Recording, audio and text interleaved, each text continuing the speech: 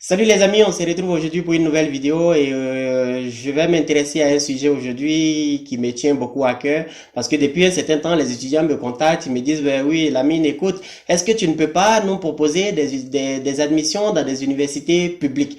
Au début, je ne comprenais pas parce que si vous allez sur mon site internet, vous allez voir que les universités que je propose aux étudiants sont des universités nationales, sont des universités publiques.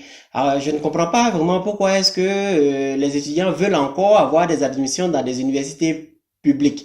Donc, ce que j'ai compris, c'est que la plupart des étudiants confondent la notion d'université publique et université gratuite. Ici, en Ukraine, les universités ne sont pas gratuites. Les universités sont considérées ici comme des entreprises à but lucratif. Ce sont des gens qui ont leur propre trésorerie, ce sont des gens qui payent leurs factures, qui payent leurs professeurs, même les universités publiques. Je vous donne un exemple. J'ai fait mes études dans l'Université nationale d'automobile et des ponts et chaussées. Oui, vous avez bien entendu, l'Université nationale d'automobile et des ponts et chaussées de Kharkov. Mais j'avais un contrat que j'ai signé avec l'université où ma scolarité s'élevait à 1600 $. Donc chaque année, je payais cette somme de 1600 $. Donc vous voyez, malgré le fait que ce soit une université publique, mais comment dirais-je, l'université n'était pas gratuite. En Ukraine, ici, si vous entendez, si quelqu'un vous dit que les études sont gratuites, alors je peux vous assurer que c'est faux. Ici, les universités ne sont pas gratuites. Donc, les amis, ceux qui confondent la notion d'université publique et université gratuite, sachez qu'en Ukraine, il n'y a pas vraiment de différence entre l'université publique et l'université privée. Et toutes ces universités, même si vous êtes dans le public, vous allez payer chaque année une scolarité équivalente au montant que vous avez, au montant du contrat que vous avez signé avec l'université.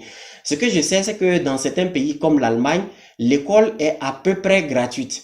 Et je dis à peu près parce que là-bas, chaque semestre, il faut payer 240 €, soit 480 €, ce qui fait l'équivalent de à peu près 300 000 francs CFA par année. Donc là-bas, l'université est considérée gratuite, mais chaque année, vous devez payer la somme de 480 €.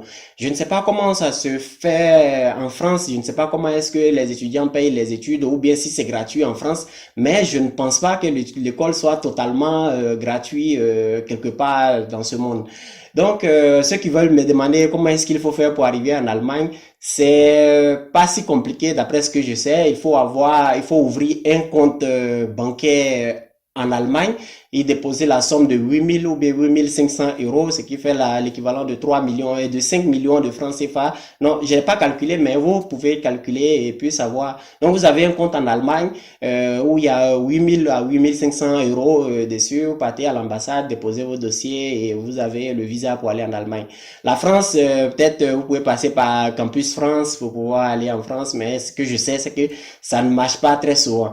Mais si vous avez décidé de venir en Ukraine, dans un premier temps, sachez que les études ne sont pas gratuites. Et dans un deuxième temps, si vous avez décidé de venir, contactez-moi pour que je puisse vous faire la lettre d'admission dans les universités en Ukraine, dans les universités publiques.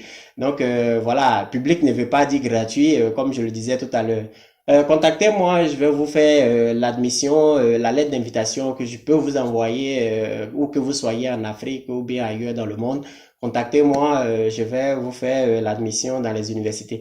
Donc les amis, c'est tout pour cette vidéo. Si vous avez aimé, n'hésitez pas à mettre un pouce bleu en l'air, ça fait toujours plaisir. Partagez, commentez la vidéo avec vos amis. On se retrouve la prochaine fois pour une nouvelle vidéo.